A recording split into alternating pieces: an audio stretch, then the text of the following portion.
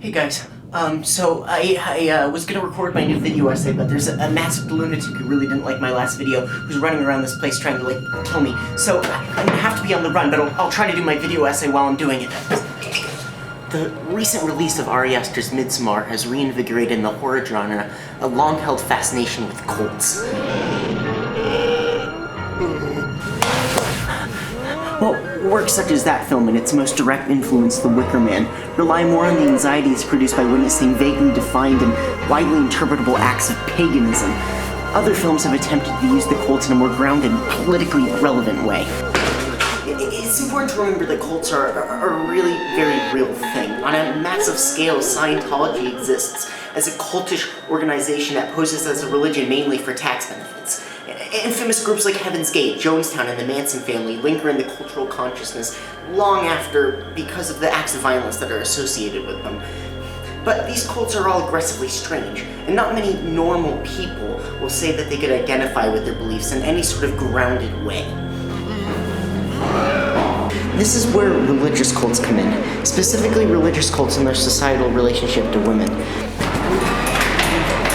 Exploring Rooms for Tourists, a 2004 no-budget Argentinian horror film that tackled the insidious effects of accepted religious moral authority in a society by centralizing them into a microcosm of a small town where those beliefs have become the law of life or death. Rooms for Tourists centers around 5 young women who arrive in a small isolated town en route to a city, only to be stranded for a night when the train supposedly comes early. The women are invited to the house of 2 brothers, both of whom initially seem friendly if a bit strange, though certain elements early on indicate things may not be quite what they seem. Everything is quiet, almost too quiet, and the early introduction of intense religiosity in a town through the form of an apparent public exorcism establishes it as a place where superstition has been normalized. Importantly, the person being exorcised is a woman, establishing a cogent thread of religious governance that is placed on the female body. The thing is, these types of public exorcisms or tent revivals aren't that uncommon. While the town in Rooms for Tourists does ultimately come to suggest the real-world manifestation of an entire village populated by members of the Westboro Baptist Church, you can find people essentially as poisonous and extreme in their beliefs as the pastor in this film just by scrolling through YouTube.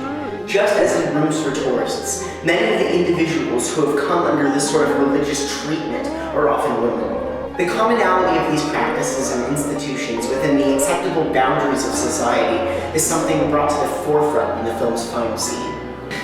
Sure enough, events soon become a matter of life or death, when the women must fight for survival against a masked lunatic running around the house. The ambiguity of the situation up to this point seems to indicate a fairly straightforward, if surprisingly well-made slasher, because the religious imagery, while strong, is also too basic to provide more than an eerie setup. But it's the twist of Rooms for Tourists that makes it stand out.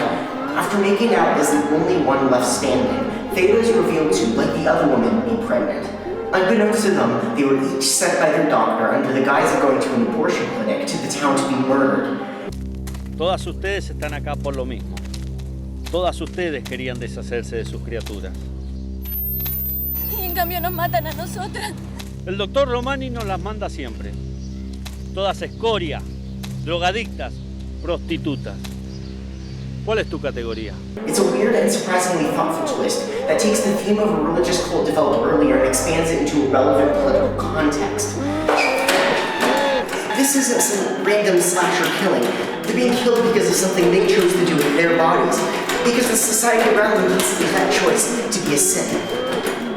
The fact that even the doctor is in on this suggests a disturbingly plausible reflection of the powerlessness women can have when these cultural restraints are forced on them as the dominant morality.